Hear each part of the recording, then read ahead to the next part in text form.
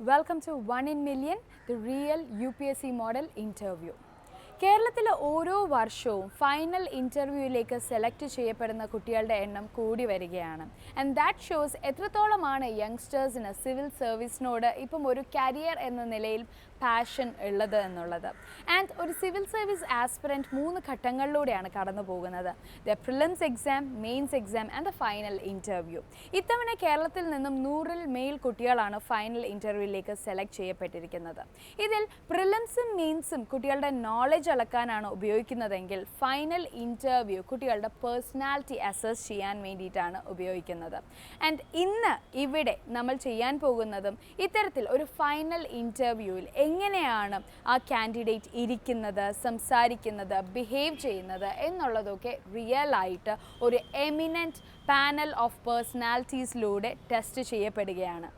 ഇന്നത്തെ panel of eminent personalities Shri T.P. Senkumar, Director General of Police, Dr. Vasugi IAS, Director, Sujitwa Mission, Siddharth S.K. Raj, IRPS, Senior Divisional Personnel Officer, Trivandrum Division, Professor Gopalakrishnan, Chairman, Amrita Civil Service Academy. Hi Shilpa. Hello. First of all, congratulations. Thank you. And ഒരു ചെറിയ intro പറയാമോ ശില്പയെ പറ്റി ഞങ്ങളോട്? Okay, ഞാൻ ശില്പ. I come from ട്രിവാൻഡ്രത്ത് തന്നെയാണ് വീട്. ഞാൻ എൻ്റെ ബിടെക് കഴിഞ്ഞത് ഇസിയിലാണ്. And then I start preparing for services. ഇപ്പോൾ 3rd അറ്റംപ്റ്റിൽ ക്ലിയർ ചെയ്തു. So hope for the best. Okay, so ഈ 3rd അറ്റംപ്റ്റിലാണ് ക്ലിയർ ചെയ്തതെന്ന് പറഞ്ഞു. ഇതിനോടൊപ്പം തന്നെ വർക്ക് എന്തെങ്കിലും ചെയ്തിട്ടില്ല. So you are completely preparing for this. അപ്പോൾ ഹോബീസ് ഒക്കെ എന്താ വെച്ചേക്കുന്നത്? ഹോബീസ് എനിക്ക് ഭരതനാട്യം, ഞാൻ ഡാൻസറാണ്. ഓക്കെ, പിന്നെ ഡ്രോയിങ് ആൻഡ് ഓൾസോ മൂവീസ് കുറച്ചൊക്കെ കാണും. അപ്പോൾ എങ്ങനെയാണ് യൂഷ്വലി ഹോബീസിൽ നിന്നൊക്കെ ക്വസ്റ്റ്യൻസ് ഉണ്ടാകാറുണ്ടല്ലോ, അപ്പോൾ ലൂപ്പ് ആൻഡ് കോർണർ നോക്കിയിട്ടുണ്ടോ? അത്യാവശ്യം I have a basic knowledge because ഞാൻ കുറച്ച് വർഷം അധികം പഠിച്ചിട്ടുണ്ട്, 10 വർഷത്തോളം പഠിച്ചിട്ടുണ്ട്. ഓക്കെ, സോ എനിക്കൊരു ബേസിക് നോളജ് ഉണ്ട്. ബാക്കി അങ്ങനെയൊക്കെ നോക്കി പ്രിപ്പറേഷൻ്റെ ഭാഗമായിട്ടൊക്കെ നോക്കിയിട്ടുണ്ട്. ഇപ്പോൾ ഒരു ടെൻഷൻ സ്കെയിൽ നമ്മൾ എടുക്കുകയാണെങ്കിൽ ഏകദേശം എത്രത്തോളം കാണും ടെൻഷൻ 10-ൽ? 10-ൽ ഫസ്റ്റ് ഇൻ്റർവ്യൂ ആണ്. സോ എനിക്ക് അതിൻ്റേതായിട്ടുള്ളൊരു ടെൻഷനൊക്കെ മനസ്സിലുണ്ട്. അപ്പോൾ I scale it at around 7 maybe. But just relax. Okay, as far as ഇവിടെ നമ്മൾ നോക്കിയിടത്തോളം അവർ വളരെയധികം കോപ്പറേറ്റീവ് ആണ് and they just make you feel light. Okay, so ഒരു ടെൻഷനും ഇല്ലാതെ പോയിട്ട് വരൂ and do share you experiences with us. Okay, all the best. Thank you. Good morning, ma'am. Good morning, sir. Please take your seat. Okay. Thank you. Shilpa, you have taken electronics and communication Yes, sir. in your engineering subject. Yes, sir. But you have taken geography as your option subject. Yes, sir. Why? So basically, the reason was I did not have a core optional because engineering we have only core optionals, if at all it's available. So EC was not a core subject, so I could not take it up. Then even while I was choosing the optional, I did not have any idea of the subjects. So I was just given a feedback from my seniors that it is fine if optional is taken as geography because it tends to be more logical. So that was an idea in which I took it up. But then on the course, I think I've managed the subject. Previously also you took, in other exams also you took geography? No, sir. This is the only exam I have attempted for. First time? This is my 3rd attempt. All my 3 attempts I have prepared with geography. Sure.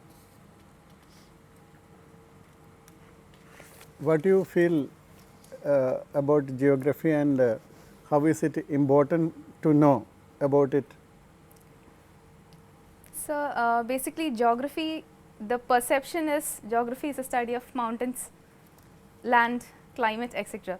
But as when we study deeper, we understand that it is more of we have a lot of fields in it, as in regional planning, then what study of society, etc., human geography, population geography. So it is a kind of more holistic study.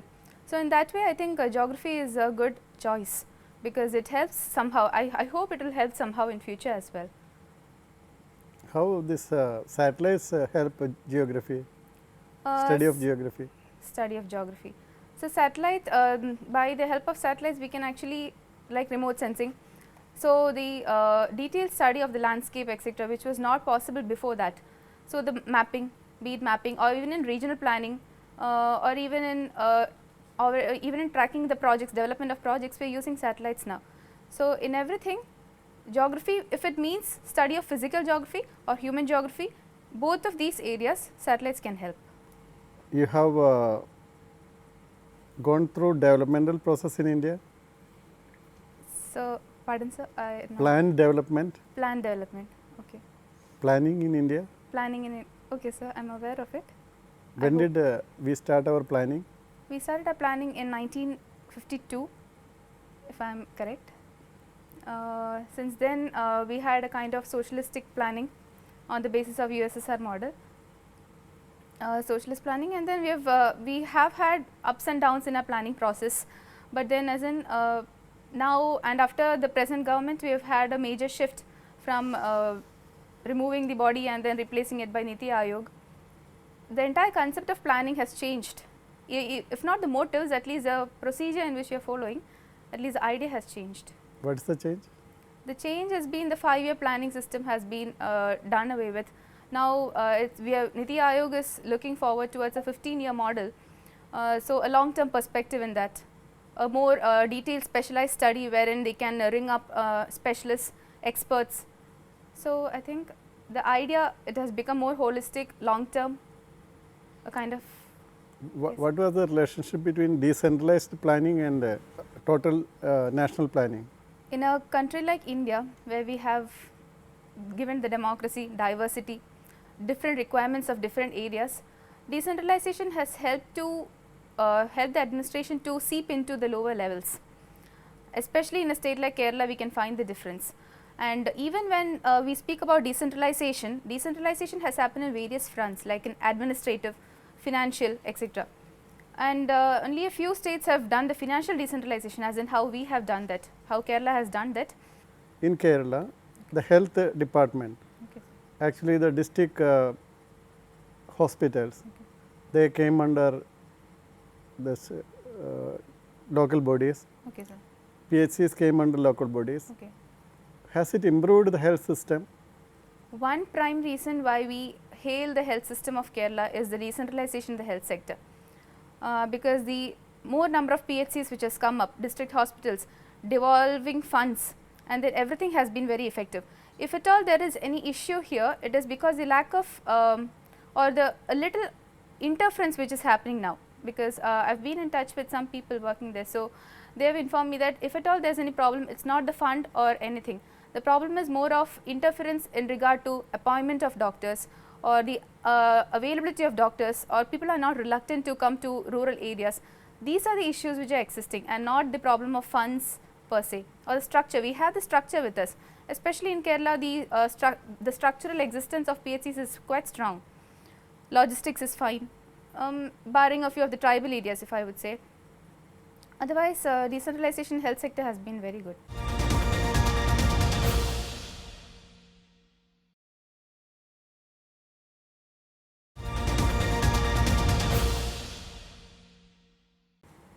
But large number of communicable diseases are reported. Every year the number of persons admitted in hospitals with such diseases are going up, and persons getting even killed during this by the attack of these communicable diseases are also substantial. Okay, sir. Do you think it is a question of health system or something else that is causing this? It can be both, because first I will talk about the other case, not the health system, that is the recent problems of climate change. Climate change, then extra population, that is the increased population, the limited space, the limited resources, if at all what we have, has affected this. I mean, as in the increase in case of infections, etc., can be a reason. We can relate it to that. Systems failure, I do not think it is a systems failure, rather as in we saw the breakout of diseases now in Malappuram last year.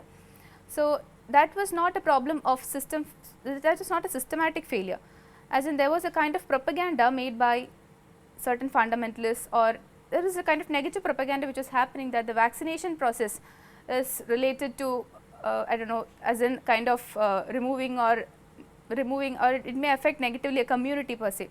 There was an allegation like that. So, it is more of, it is both, it can be systems, system has been trying to solve it, because After that particular propaganda, the government took up certain measures in case of a positive propaganda to promote this, as in to promote this health sector further, or to promote the vaccination process further. So that is a kind of improved now. The vaccination rates are improving now in Malappuram. So it is not a system failure. I think the system has strengthened in that way. System has been strong in reacting to that at least. But in spite of that, the number of persons admitted in hospitals with diseases, including cancer, they are increasing. If So that our is the health case of- system is better, why this is happening? So issues like cancer is more of non-communicable diseases. It is a fact that non-communicable diseases are increasing in Kerala right now. Not in Kerala generally, in Kerala particularly, because of that may be because of various reasons like the habit, sedentary lifestyles of people, then the increased, we see the increased culture of fast foods, then unhealthy lifestyles, because more people in Kerala, we are more onto service related jobs. So that kind of physical motion etc. doesn't happen. So that is the reason for non-communicable diseases being so rampant in our society now. Why about 30 lakh migrant workers are in Kerala? At the same time, we have about 30 lakh people working in Gulf, many of them in similar circumstances. Why this happens? So that is, yes, we always say that we import that many people as we export, as in that is a general psyche of a society to have or to take up only white collar jobs, or that is a kind of we somehow have the idea that it is more prestigious to work in certain sectors alone, even though we have the more per capita income in the other fields, as in a labourer here in Kerala can get 800-850 rupees per day, which is not possible in any other states. So this, but then we do not have that tendency to take up those jobs because of the education levels we have attained. In Kerala we have a higher level of education because of a legacy, our movements, social movements, we have a good level of education. So that so once you're educated, once you take up a graduation, then that tendency or that willingness to take up a manual job falls, it reduces, because we tend to develop more aspirations that I need a good job, I need a good societal acceptance, which may not be available to a daily wage person. So that can be one reason why we do not get local people to work here. And migrant issue again, they can also find the place more hospitable because the higher wages, if a person in Bihar gets 150 per day, that person will easily get 350 or 400 for one day's work here. So comparatively he finds an advantage here, that financial security is there. And second, the culture, people of Kerala, we do not have any problem in accepting people. We have historical, or we have the tendency to accept people more. So the social acceptance which they may get, they may not find a difference between their place or our homeland, because in many other articles and many other places we see that migrant laborers. But do you think that about 30 lakh people working in Gulf are engaged in white collar jobs? No sir, that is what. People do not want to work in their own place as a plumber or but the same person is willing to go there and work. That is it. The psyche that people should not see how I am engaged in. So what do you suggest if a substantial number of them, 20 lakh of them have to come back to Kerala, what will be your suggestion for them?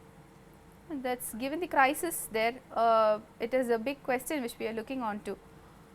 So a suggestion would be creating quality jobs, or at least as we can make the unorganized sector can be relatively be made more organized. So that social treatment, treating the people, that everything has to change, sir. At least on a smaller note, that should be changing.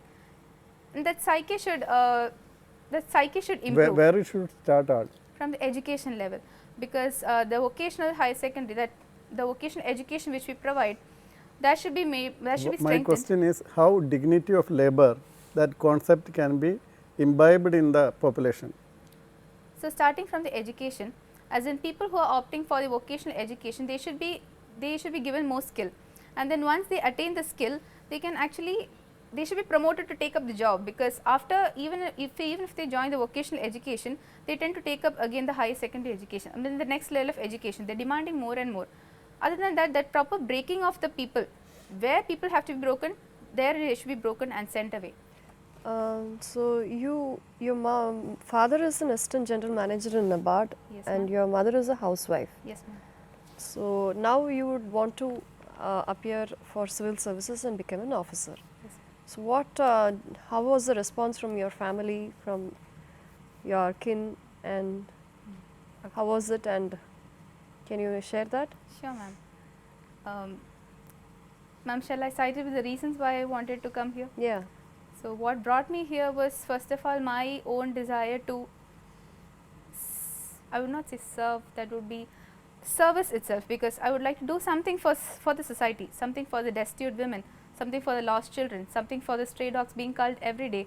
I do not know how I can do it, but I would like to, but I can only determine how I can do it once I fall into the system. That is one reason. And another one very personal reason why I am here is my father, because it is my desire to let my father fulfill his his bygone desire to get into services, because he himself was an aspirant in 80s, back in 80s. So that was the prime push which brought me here. So they were very much accepting my desire to do that. I hope it's clear, because Yeah, okay. But generally, I mean, you didn't get any response like, civil services is not a job fit for a woman.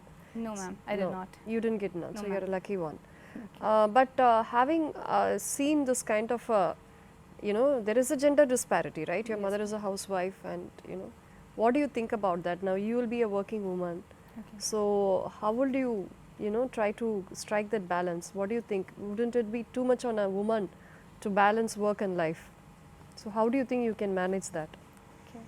Ma'am, generally, it's it is a wrong notion that women cannot handle multiple things together. That would have been, or that is still the reason why many of the women, they keep themselves back at homes. I do not think that is a right way to think of, because I've seen people managing both the sides together. Working and managing home is not a big task, provided you get ample support from your family, at least the consideration from your partner or from your family, which I think, at least in my personal case, I would get it very well from my family, because in all my long way, they have But been your very family is supportive. not going to be with you. Okay. So, how will so what do you mean? So, you will be doing all this multitasking that generally a woman does. Yes, ma'am. So, you wouldn't mind doing that. I wouldn't mind, because I myself am prepared to do that. From the moment I started dreaming of civil service or to move forward, I've had this notion that I would have to manage it. So that concept is well accepted in my mind. I do not have any doubts or confusions regarding that. So I think somehow I'll find a way out. It's manageable, because so many people have done that and have proved it. So it is not a big task. Okay, and you are giving a very interesting concept that geography is not just about mountains and rivers, but then there are so many factors to it, and don't you think that that will apply to every subject? What do you Yes, think ma'am. about that? Any subject can have multiple dimensions, as in the way the syllabus goes. Taking the case of civil service, every paper, every optional has 2 papers. So generally the rule is the first paper will have more of conceptual and second paper more of application. So that happens to every subject. It's no problem in that. As far as I know, as far as my option is concerned, I think it has a holistic view to it. Extending the same corollary, you think every subject also has an underlying unity? Okay, ma'am. As in, can I take sociology and Okay, sociology as in sociology and geography, if I would Okay. relate it? I think because in geography we have human geography, perspective geography, regional planning, studying about the human psyche, etc. If not psyche, we have a kind of analysis like that. And sociology is essentially a subject which studies about the society. So I think it has parallels. We can draw parallels in that way. Okay.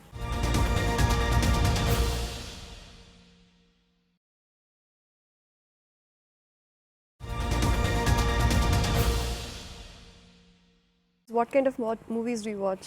Ma'am, largely I confine myself to Malayalam movies.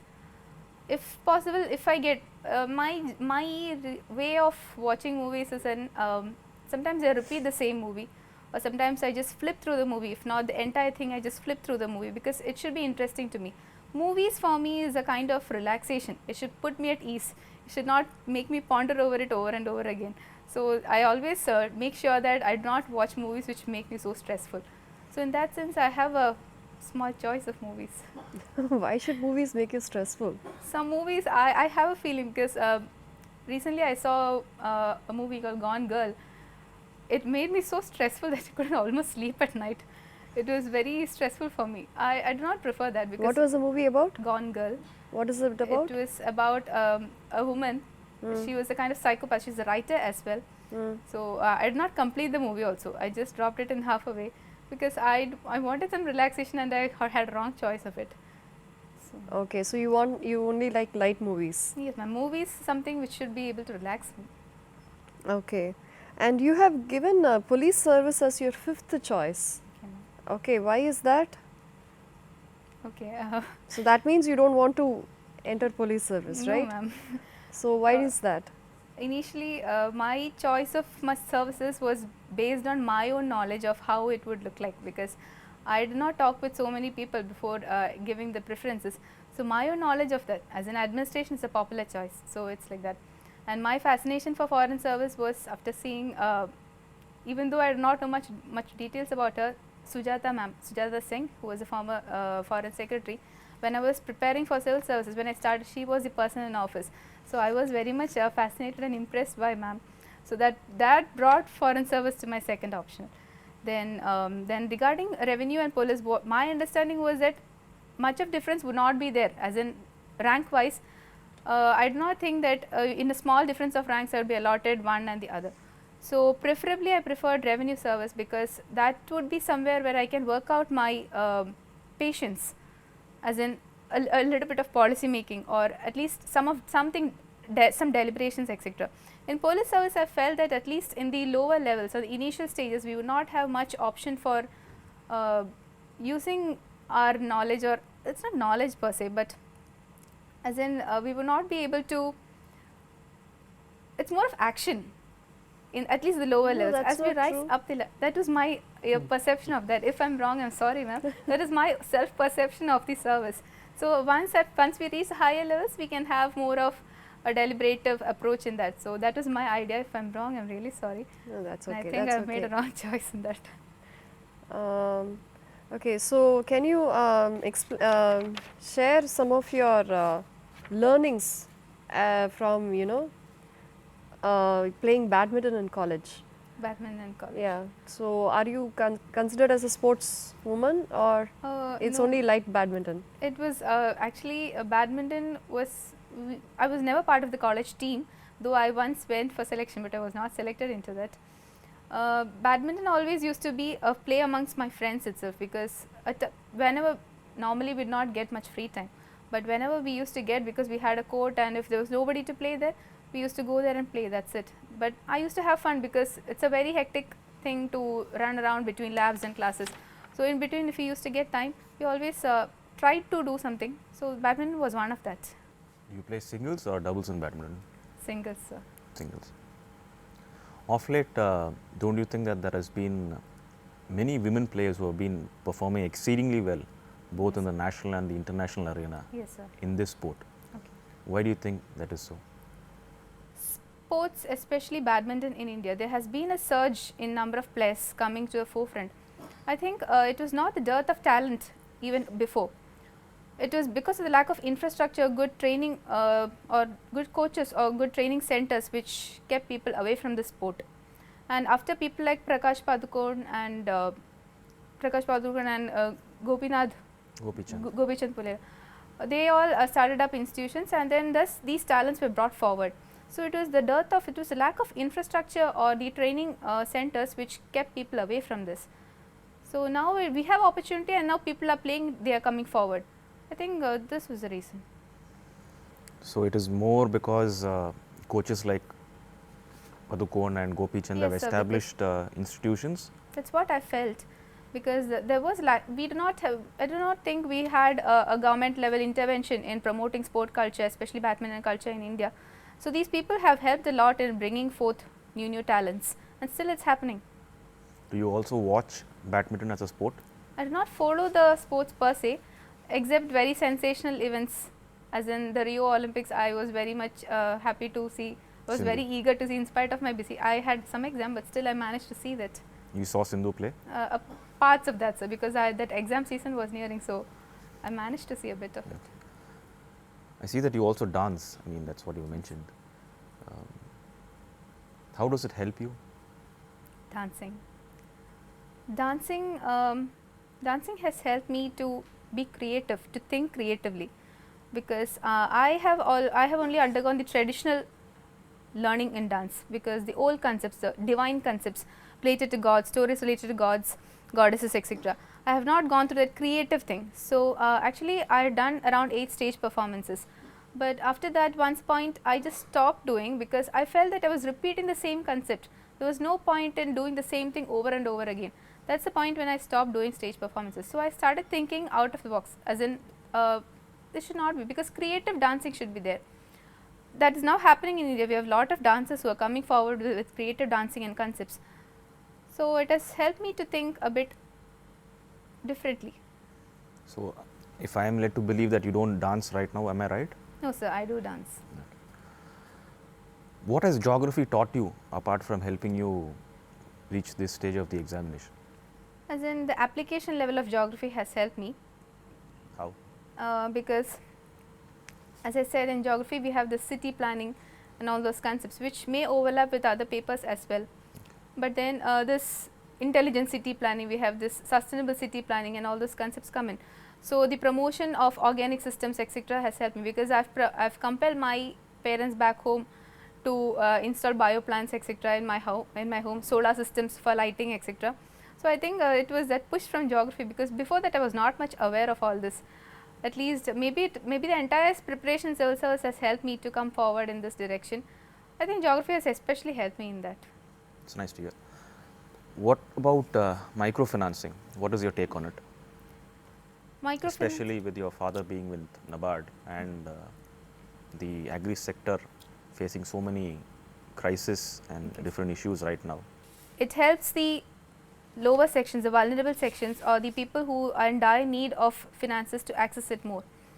So towards that, NABARD has also worked a lot, as in now they are ringing up self-help groups with the help of NGOs to provide funds. Microfinancing, in a way, even we have via microfinancing we have developed institutions like Kudumbashree. Kudumbashree also works a bit on microfinance. It has helped in seeping, I mean, the penetration of financial aid has increased to all the sections of society, be it in agriculture, be it in MSME. So microfinancing has helped in that way. So taking off from the earlier question, how about self-help groups? Could you elaborate more on the Kudumbashree model? Kudumbashree model. So Kudumbashree is basically a poverty eradication mission, which is started by the poverty eradication mission. Self-empowerment, women empowerment mission started by the poverty eradication mission of Kerala. It has been a women-centric mission, and then it has been one of its kind, because today we have around 44-45 lakh women involved in that mission. It has created a kind of social and economic empowerment to women, because even though legislative legislative empowerment, as in political empowerment, political empowerment can be done by the government, but the rest should happen from within the society. So people have been mobilized. Now today women are able to come forward, as in we would not have seen women walking in lungis and shirt a few years back, but now that's a very common sight. And women coming forward to help women coming forward to help in so many institutions, as in now it's available. Now we can access the help of Kudumbashree members in organic farming in homes. We can access them. Then in rubber cultivation, they can be accessible. Then management of railway stations. So in any field today, the government, it has become a tendency for the government to invite their help. So I think the acceptance of the otherwise sidelined women has been more after the Kudumbashree mission. I am interested to know, how are Kudumbashree associated with railway stations? Railway stations. It has been a recent proposal that Kudumbashree, because women, they tend to be more organized. The notion that they are more organized, they can manage work better. So it has been proposed that the cleanliness part, the cleanliness issues in railway stations can be actually taken care of by the Kudumbashree people, so that at least that part can be maintained well. Have you seen the Kudumbashree already at least persons with the Kudumbashree working in the stations already right now? Have you seen them? I personally have not seen that, sir.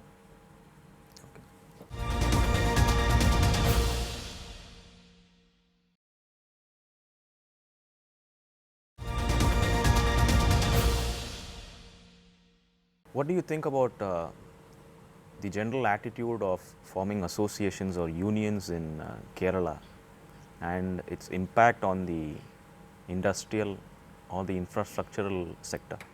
Forming associations and unions helps, as well as it is a boon as well as a bane. Boon in the sense that the workers who may otherwise not have any political voice or representation, their concerns can be raised forward, so that vulnerability can be reduced. That is one aspect of it. And otherwise, the bane in the sense is when that becomes a militant kind of, because the militant trade unionism of Kerala is a big issue now, and it has not been an issue now, it has been an issue. So, that has reduced the prospects of industrial penetration into Kerala. Many of the industries are forced to be closed down. Militant trade unionism is often highlighted as one of the major causes for that. Okay, Shilpa, imagine you get into the service and you become the collector or collector of Trivandrum, and you are invited to a school Okay, sir. to motivate the children there. What would be the points that you would highlight? I would like to highlight in mainly 3 areas. Okay. As in, first I will broadly state the areas, sir. In case of gender aspects, then social values and norms, and cleanliness. In case of gender aspect, I would like to, I would encourage the school to form something like gender champions, whereby small boys, especially boys, because the problem with our society is largely about the lack of awareness on how to behave to people, especially that is with men. So, other than educating men, I think we should start from young. So, boys, creating gender champions among boys, something like that, so that they can be motivated, if you have to teach them how to behave. So, that is one area where I would like to involve myself in. Then second being social issues, social moral values. The value system in, at least in Kerala, as if I know, has been not up to the mark. It has been kind of devaluing, or people are not paying attention to retain values. People are being more of materialistic or aspirational or rather ambitious. So, that has somehow led to the degraded value system in a society. So, that would be another area of focus. And then cleanliness, of course, even if we have Swachh Bharat mission, I think a more effective way would be to handle it from the very young kids, because these, if we want to become a superpower after 20-25 years, the more effective way to handle that would be training these small kids to behave properly, to be clean, etc., rather than catching people above 40-45 and then expecting them to change their behavior by the time they reach 65. I do not think that will be more effective. I think the more effective way will be doing this. Okay. Now, in most of the colleges, people spend 3 years for the degree and 2 for the PG in colleges, and after that they go to learn spoken English outside. In engineering colleges, they spend 5 years and then they go to learn something about employability. Now, what is the problem bothering the education scene in Kerala? These are basic things that you have to have while you are in college itself. Basically, the higher education system in Kerala is not a big success. I don't know whether it will be so critical, but I felt that it is not a big success because that kind of people do not have any idea. Children do not have an idea after their 12th standard what to take up. It is either societal compulsion or the neighbor compulsion or parental compulsion or peer compulsion which makes them choose engineering or a graduation, anything of that sort. They do not know what is best suiting for them. They do not know what is required for them. So, that analysis of skill, etc., does not happen. So, once you fall into an institution of higher learning, you fall into an engineering college, you study 4 years, and then finally when we come out, we do not know what to do. So, very rarely would people have a clear cut idea, as in I have to go for this, I have to go for that, but that does not happen on a larger note. I think it is a lack of holistic education, as in a solution to this would be from the lower levels of school, children should be, teachers should play a more important part in analyzing what is more better suiting for a particular child. For that, I think the teacher student ratio should be properly aligned. as in now we have a stark ratio of around 60, 60 more than that even, when the UNESCO standard is around 30. So that should be made more pleasing, I mean that should be made more compatible. Then teachers should analyze what is best suited. So by the time they reach around 8th standard, each student should have an idea where they can fit themselves in perfectly. This is a gap which I feel reflects in a higher education. Now, do you think that the number of people who are quality readers in Kerala has decreased or is decreasing day by day? People don't read at all. Now, Quality readers. yeah, Okay, sir. is reading dying? Though Kerala is a state where we have the maximum newspaper density, as in there are hardly any homes where you would not have less than 2 newspapers. Okay. So that's a habit to read 3-4 newspapers a day. But then I'm afraid that people here have stopped themselves or confined themselves to newspapers alone. I asked you a question about quality reading, Quality, not yes, about sir. newspaper reading. So coming to that. Yeah. So people tend to keep themselves more updated of the current affairs so that they can become socially more aware. But the other aspect of it, the developing the literary culture in themselves is lacking, or it has died out rather, because people have become more competitive. Parents teach their children to be more competitive, to score good marks, to achieve more and more in their schools than developing themselves culturally and spiritually. So quality reading, there's no promotion, though we have a lot of literary fests or other book selling. I mean, but in a major popular journal of Malayalam recently, in a recent issue, a famous critic commented that nothing much has happened to Malayalam literature after O.V. Vijayan. Would you contribute to that view? And is that the reason why people are not reading? Quality, for that, sir, I'm not so aware about how the level of reading was before that, because I'm not aware of that. Okay. Maybe that is also a reason, because it is not only because of lack of quality reading, lack of qualitative writers.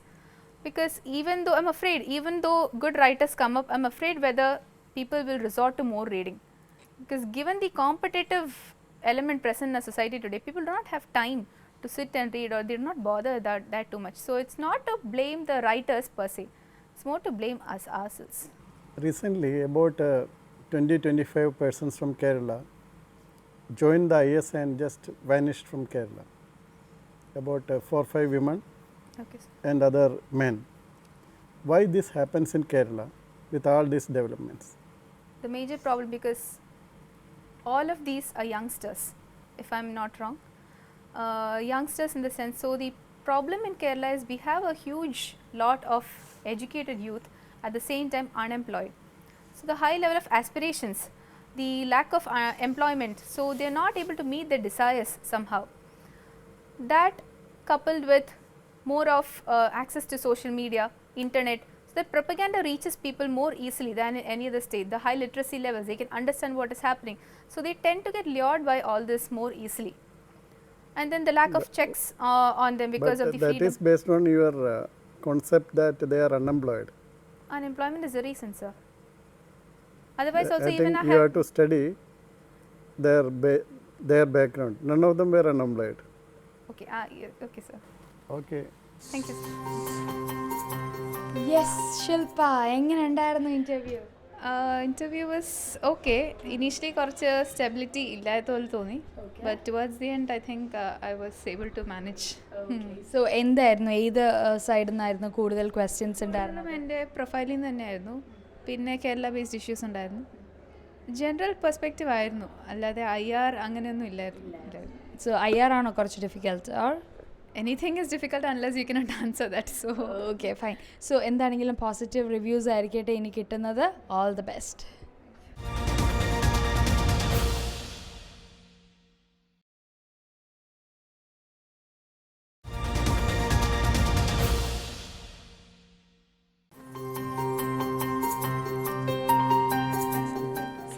Basically, you are very confident, you're able to communicate well.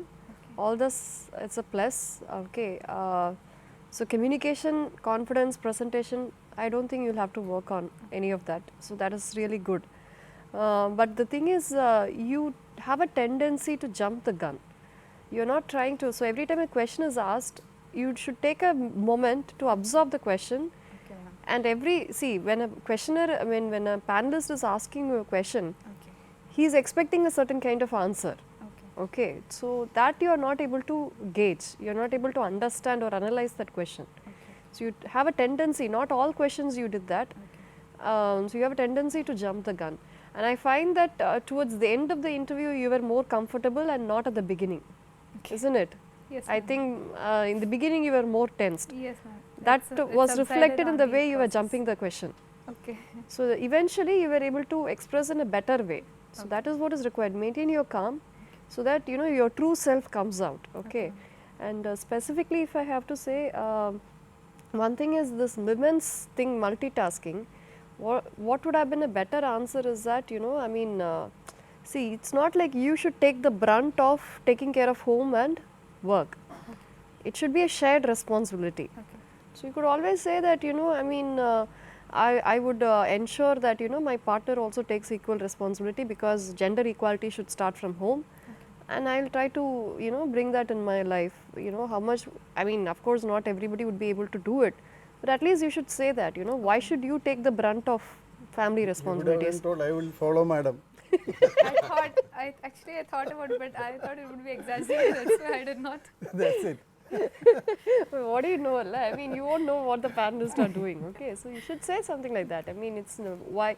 See, you can always say, except for the childbearing and the mother breastfeeding and stuff, there's nothing a man cannot do. So I would, different roles. so I would, being an officer, if I can't implement this, how am I going to implement it in the country? So something like that. Okay, so you should say that. You were the first candidate of the day that wished the lady in the panel first after wishing the other members. That was good. And regarding the police part, see, you could always say that, because this question will definitely come when you don't put police service, because as a woman they will think that you don't want to take it up, but there are many women officers who are doing amazing work. So you could always say that, sir, I'm not comfortable. Her question was not because of that. She is not aware of the opportunities for these services. Services, yeah. Police is not just about action, it's a lot of decision making involved. Not only that, one area because I didn't ask you that question on women gender issues and all. One area where people can really help is police. Police, when women come into police. Okay. So the way even as an ASP upwards you can help the women in society so much. So that area actually I felt when that question was, she is escapist, she is afraid of. You are trying to, see, you can always confidently say, sir, for my capability I feel this job is better But suited. ma'am, I know that many lady officers are doing an amazing job in police, maybe I am not cut out for it. You can be plain in that, frank about it. Okay. Ma'am, actually I was told that is not a safe stand to take, so Not that you are not cut out. Yes, nothing like ma'am. that, nothing wrong. You can say that it's very demanding job also, because for But then they will say demanding job, she is not ready. yes, no, sir, I in a different kind of way. You can say that I'm more into the what to say.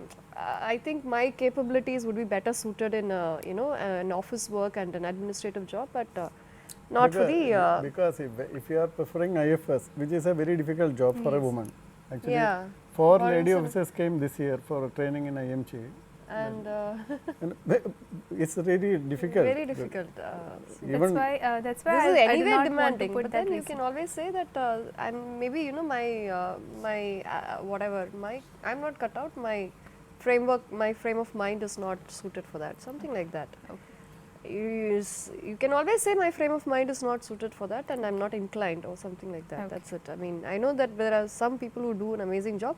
You need an aptitude for that kind of a job, which I don't think I possess it. That is a safe option. Okay. You can say it needs an aptitude. Police needs an aptitude to do that kind of work, which I'm not that kind of a personality. My personality would suit more for these kind of jobs, and that will be safe. Okay. One question about what ma'am asked about unification of disciplines. There is a, she asked about geography and other disciplines. sir. There is a term in social science called consilience. Consilience. Consilience is specifically about unification of disciplines. Okay. And there is a book by that name also, Okay, sir. by an entomologist called Evo Wilson. Okay, sir. See, the idea is that everything has a connection. Yeah, everything has a connection. Everything has a connection. That's the idea. And one more thing, he used the expression per se quite often. Okay, sir. You know, I think you I'll try to can avoid it. Our board assessed that you could have got about 185 marks in the present interview, and it can go very well up. Okay, thank you. Thank All you. the best. Thank you. So back അല്ലേ, അപ്പോൾ എങ്ങനെ ഉണ്ടായിരുന്നു feedback? Feedback was കുഴപ്പമില്ല എന്ന് പറഞ്ഞു. I think it was a good feedback. കുറച്ച് area strong കണ്ടു, പിന്നെ സ്റ്റെബിലിറ്റിയുടെ കാര്യം പറഞ്ഞു. So I think have to work on that. Okay, so എത്രയായിരുന്നു സ്കോർ പറഞ്ഞത്? 185. Really good score. ആൻഡ് മറ്റൊരു കാര്യം, ഇപ്പോൾ ഏകദേശം ശില്പയ്ക്ക് എന്താണ് താങ്കളുടെ സ്ട്രെങ്ത്, എന്താണ് വീക്ക്നെസ് എന്നുള്ളതൊരു ഐഡിയ ഉണ്ടോ? ഓൾമോസ്റ്റ് ഐഡിയ ഉണ്ട്. അപ്പോൾ ഇനിയുള്ളൊരു മാസം ആ ഒരു സ്ട്രെങ്ത് വീക്ക്നെസ്സിനെയൊക്കെ ബേസ് ചെയ്ത് അങ്ങോട്ട് എന്താ പറയണ്ടത്, ഒന്നും കൂടി ഒന്ന് ഉഷാറായി കഴിഞ്ഞാൽ ഈ വർഷം തന്നെ കിട്ടട്ടെ. All the best for your final interview. Take care.